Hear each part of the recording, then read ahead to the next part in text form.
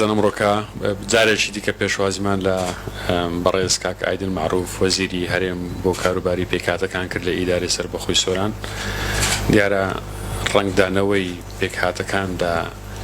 سنوور و لە دەڤەری ئیدارەی سەربەخۆی سۆران ڕەنگدانەوەیەکی زۆر جوانە و پێکەوە ژیانێکی دیرۆچی لەو دەڤەرە هەیە و ئێمە لە ئیدارەی سەربەخۆی سۆران گرنگجێکی تایبەتیمان بەو پێکەوە ژیانە و بەو لێک تێگەیشتن لەگەڵ هەموو پێکهاتەکان بە تایبەتی خوشک و براکریستیانەکانی ئەو دەڤەرە هەیە. سەردانی بەڕێز کاک ئایدنیش بۆ چەندین جار بۆ ئەو دەڤەرە دیارە هەر لەو ڕوانگەیەوە هاتووە کە ئەو پێکەوە ژیانەی لە سنووری ئیدارەی سەربەخۆی سۆران هەیە ڕەنگدانەوەی لە ناوچەکانی دیکەی کوردستانیش و ناوچەکانی دیکەش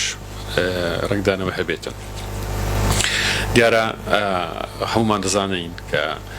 بابەتی سیاسیەکان و کورسی کۆتا لە هەڵبژاردنەکانی پەرلەمانی عێراقیستا بابەتی گەرمی هەنووکەینە و پێداگری حکوومەتی هەرێمی کوردستانیش لەسەر کورسی کۆتا بۆ هەڵبژاردنەکانی پەرلەمان جارێکی دیکە ئەو پەیامەیە کە ئێمە لە حکوومەتی هەرێمی کوردستان بڕوامان بە پێکەوە ژیانی هەموو پێکهاتەکان هەیە و بڕواشمان بەوە هەیە کە دەبێت بەشدار بن لە بەڕێوەبردننی ئەم وڵاتە. بۆیە هیوادارین کە چێشە سیاسیەکان بەوەی کە بە بەشداری پێکردنی پێکهاتەکان لە بەڕێوەبردننی وڵات بەردەوام بێتن و ئەو هەوڵ و هەنگاوانەی سیاسیش کە بۆ چارەسەرکردنی ئەو کێشەیە بە هیواین کە بە دەرەنجام بگەن بۆ ئەوەی بتوانین چۆن لە ساڵانی پێشتر هەموو ئەو پێکاتانە لە پەرلەمان و لە حکوومەت بەشدار بوونە و بەردەوام بن. من جارش کە بەناوی ئیدارەی سەربەخۆی سۆران بە خێراتنی بەڕێز کاک ئایدن و تیمی یاوەری دەکەین بۆ ئیدارەی سەربەخۆی سۆران و لێرەشەوە بەڵێنمان بە جەنابیان و بە پێشتریش ئەو بەڵێنەماندا بوو کە ئێمە لەگەڵ هەموو ئەو پێکاتانی لە سنووری ئیدارەی سەربەخۆی سۆران وجودیان هەیە. ئێمە لێک تێگەیشتنێکی زۆر باشمان هەیە و بەردەوامش دەبین و بە پەرەشی پێدەرین و ئینشاءڵڵا هیچ کێشە و گرفتێک نابێتن لەو سنوورە. جارش کە بەخێراتنی کاک ئایدین دەکەن حەز دەکەن ئەگەر جەنابیان پەیامێکی هەیە بە تایبەتی لەسەر دوایین هەڵوێستی بابەتی سیاسیەکانی کورسی کۆتا لە پەرلەمانی کوردستان. ئێمە ئەوڕۆ پێ خۆشحاڵ بووین کە سەردانی منطقەی سۆران دەکەین کە هەروە پێ خۆشحاڵ بووم کە پێشوازێکی گەرم کە لەلایەن بەڕێز کاک هەڵگورد شێخ نەجیب کە سەرپرشتیاری ئیدارەی سەربەخۆیی سۆران. ئێمە کە مەبەستمان لەم سەردانە ئەوەیە کە لە نزیکەوە ئاگادار بوون لە ڕەوشی پێکاتەکان بە تایبەتی پێکاتەیەکی گرنگی ئەم ناوچەیە کە پێکاتەی نەتەوەی کردلان سریان ئاشور کە لێسادا ئێمە پێشتریش چەندە سەردانمان کردووە بۆ منطقەی سۆران بۆ ناوچەی سۆران کە لەو ناوچەیەدا کە تەعایش و پێکەوە ژیانێکی باشەیە کە لە نێوان نەتەوەکان و لە نێوان ئەدیانەکانش ئەمەش جێگای دەستخۆشیە. ئێمە وەکو وەزیری هەرێم بۆ کاروباری پێکاتەکان لەم و کات زیاتریش کە ئەمە لە نزیکەوە ئاگادار بوون لە ڕەوشی پێکاتەکان سەردانی چەندە پێشش کە چەندە ئەو ناوچانمان کردە کە وجودی نەتەوەکان و وجودی ئەدیانەکان تێدایە و لێستادا حکوومەتی هەرێمی کوردستان لە هەموو کات زیاتریش پشتیوانی لە داواکاریەکانی پێکاتەکان و پشتیوانی لە مافەکانی پێکاتەکانی کردووە و کە ئەمە زۆر گرنگە و هەنگاوێکی زۆر باش بووە. لێستادا کە لە هەرێمی کوردستان وجودی پێکەوە ژیانی نەتەوەکان و ئەدیانەکان لە ئاستێکی زۆر باشدا. ئێمە کە ئەم سەردانەش بۆ ناوچەی سۆران بۆ منطقەی سۆران کە بۆیە کە لە نزیکەوە ئاگادار بوون لە ڕەوشی براکریستیانەکان ڕەوشی براکردان سریان ئاشووری بە تایبەتی لە ڕووی ئیدارەوە لە ڕووی پەروەردەوە لە ڕووی خوێندنەوە کە ئەمانە پێشتریش کە بە هەمان شێوە سەردانمان کردبوو کە لە لەو ناوچەیەدا کە ئەم پێکەوە ژیانە ئەم تاعیش و برایەتیە جێگای تەقدیرە بۆیە ئێمەش کە بۆی بتوانێت کە ئەم گرفتانە و یان ئەو گرفت و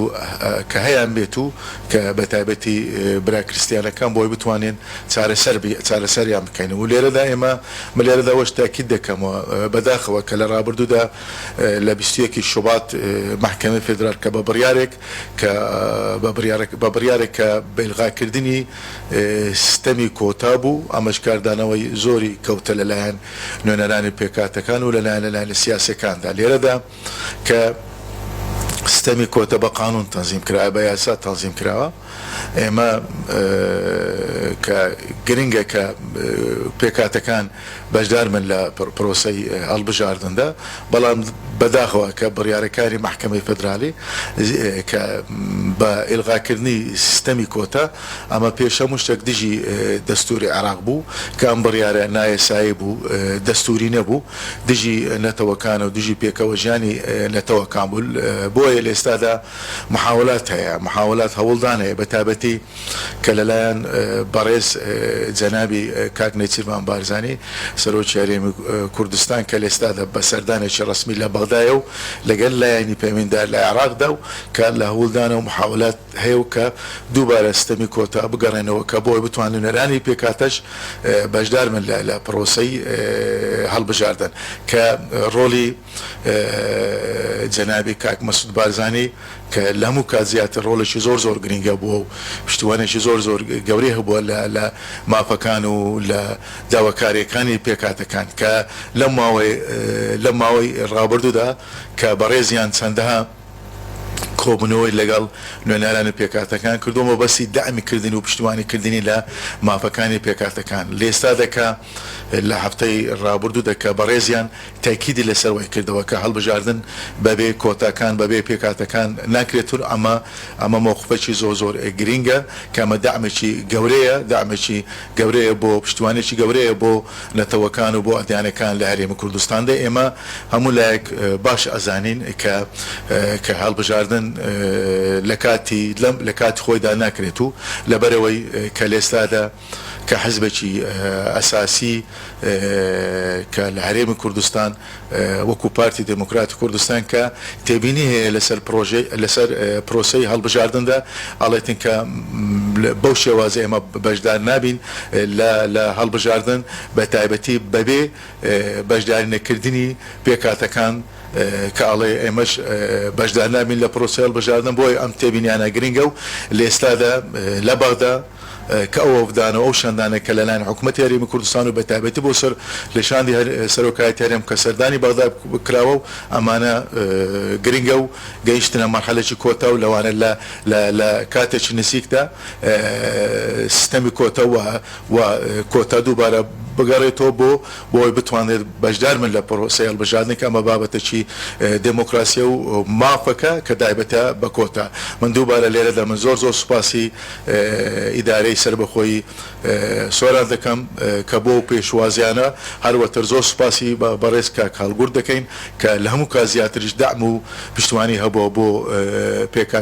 پێکاتەکان و بۆ بێزکردنی پێکەوە ژیان لە ناوچەی سۆراندا زۆر سوپاسان دەکەین.